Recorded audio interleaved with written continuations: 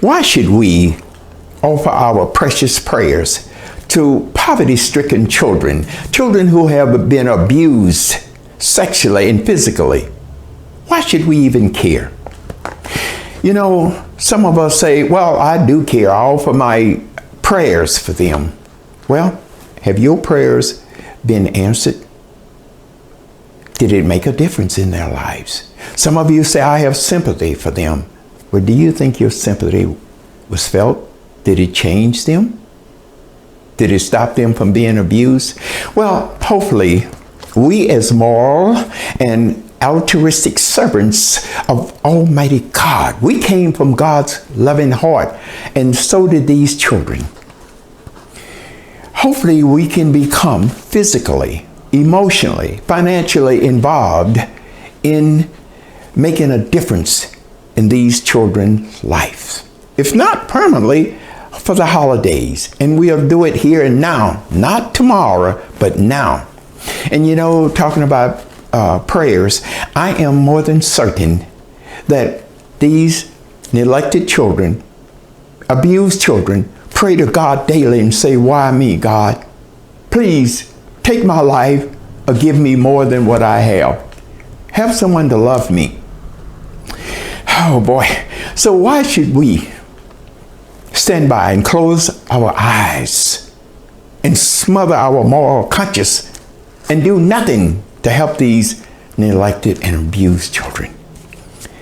These are wonderful children, just like your children. They come from God, but they are forced to live in foster care practically all their lives, sometimes as many as 4 different families. They are physically abused, emotionally abused, and sometimes sexually abused. They are shouted out, and they are punished for for little small things that they do, that all kids do. You know, they come into this world and they ask, why me, God? Why did I have to suffer like this? And you know, some of them have just a few items of clothing and they're torn. They sleep in their underwear. The girls do not have personal hygiene, things that they need, facial makeup and so forth. Isn't that something? Excuse me. But your children do have it. Isn't that wonderful? And, you know, they can't even go back and ask for a second helping at the dinner table. Can't go in the fridge and get a snack. They have physical problems. Oh, they get better. No one to go to school to say, what's the problem here? Oh, to help them with homework. But the most telling thing here, and go into your heart and listen to this. They have never heard, I love you. You hear that? I love you no matter what you did. That's what you say to your kids. You're precious to me. Can you imagine someone, especially a child, not hearing I love you with a smile, and not even smile at? And we ask them to grow up to be normal.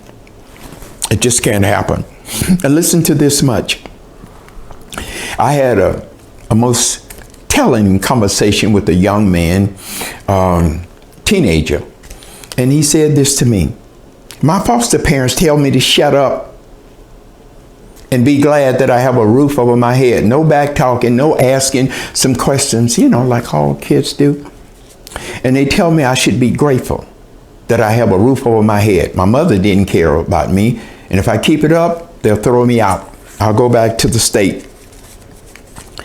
They never say they love me, but I don't care. I don't care if anyone loves me. I love myself.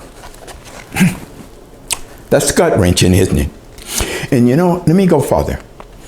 Decades ago, I was coming out of a retail store, and a young lady, teenage girl, I should say, about 16, 17, she had run away from home, said this to me, Mister, would you like to have a date for money?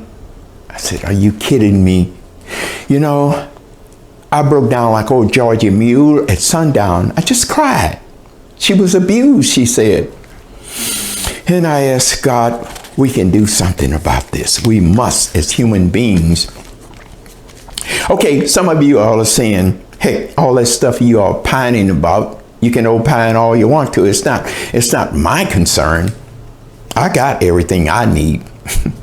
I'm just one person. What can I do? I can't change the world. No, you can't. Leave that to God. But you can make a difference in one person's life because you are one person. And because you're one person, you can't do everything, but you can do something because you are one person.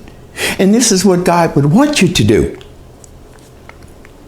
And some of you all might say, oh, well, guess what? Nobody ever helped me. I had 2 kids and I had to go alone. Well, no, you didn't. That's not valid. Because even if you had typhoid fever, someone would say, I'll put on the proper protection and help you. But let's say what you said is valid. No one ever helped you. You know what? You should still dig into your compassionate heart and say, you know what? I know how it feels. I don't want anyone else to suffer like I did. I can't undo what has happened to me. And there are some of you all are saying, well, no one helped me. I got everything. I got hard work. I got my beautiful home, wonderful kids, a great job. Well, you stop right there because guess what? Someone did help you. The job that you have right now, someone else could have done it better than you. So you got a break there. Keep that in mind. And when you sit there and say, oh, look at my beautiful kids. They're so successful. Why can't you dig into your conscience and try to help someone else to get there? Show God that you are grateful. That would impress God very much. Okay. So what can we do to improve the lives of others? People who are suffering, God's creations. They came from God's loving heart. Well, as a mother, you can be sympathetic and you can ask your child, say, what would you do if you knew that someone else would not have toys for Christmas? What can we do? They are very sympathetic, very empathetic. You'll be surprised. They'll say, you know, I don't need anything. My 2 daughters did that. Just give them to them. Now, here's a suggestion only. On Facebook, why don't we take a week off from telling how beautiful God is to us, how beautiful our family is, how much fun we're having, and post some ideas that we can improve the lives of God's suffering creatures. Just take that. You know, say, okay, I'm going to do this, I'm going to do this. Anybody else have any ideas and so forth? Now, you won't get any likes, chances are, but guess who will like you? God will give you a lot of likes.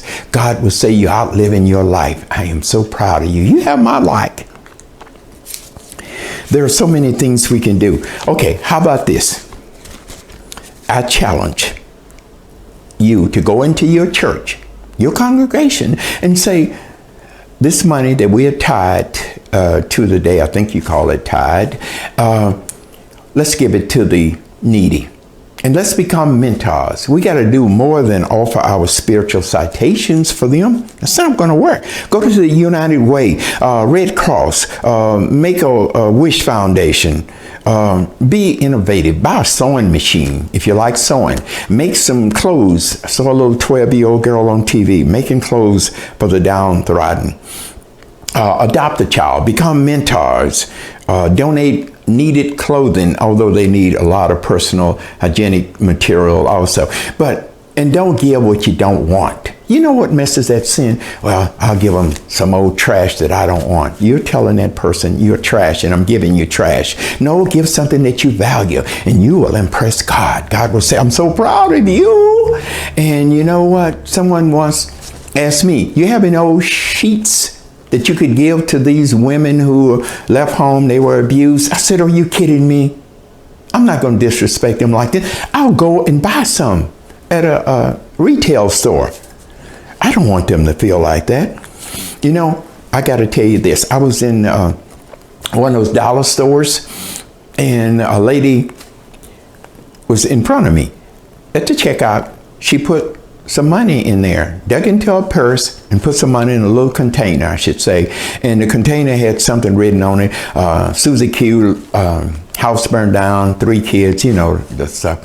And she put the money in there, a couple of bucks, and then the cashier gave her a change. She put that in there. And I just had to ask her. I said, why did you give? And the reason I asked her, she was a low-wage worker. I saw her with the uniform on. She said, look, I need a lot of money. And if I just give this little money that I have, it will help her. Maybe somebody else will put something in there. Isn't that wonderful? Thinking of someone else. God loves that. Please become a hero for God. Outlive your precious life. And you know, if you like this channel, my presentation, please subscribe. Please subscribe to this channel. And you know, I want to say something real quickly before we go into a prayer. And the prayer that we're going to say is not going to be asking God to remove their burdens. We're going to ask God to be a guiding light, to give us some ideas that we can do what we should do. But let me say this first. I never prayed for myself after I became 21 years of age. And here's why. Up until then, I prayed night and day. And I asked God to protect me from the boogeyman. And once I got grown, well, I knew there was no boogeyman. Okay. Now, we're going to go into this prayer. And like I said, this is a prayer that we're going to ask God to give us the strength, to help us to banish our will, to make a difference in the lives of those abused children, those needed children that needs us so much. So, God of Abraham, God of the oppressed, God of the hatred, God of the haters, God of the sinners, God of the non-believers, we ask you to give us that nudge so that we will be exemplars of you, that our love will come from your heart, and that we will elevate all of the people. And hopefully we can remove poverty, hatred, selfishness, jealousy, pettiness.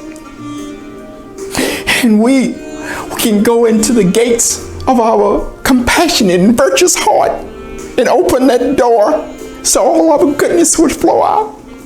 And we can remove the dust from our moral conscience, and so that we will become innovators to help children who need us so much. God, we need you to help us. We want to do what we can. We'll leave the hard stuff to you. I thank you for listening, God. And I thank you all for listening to me. Thank you.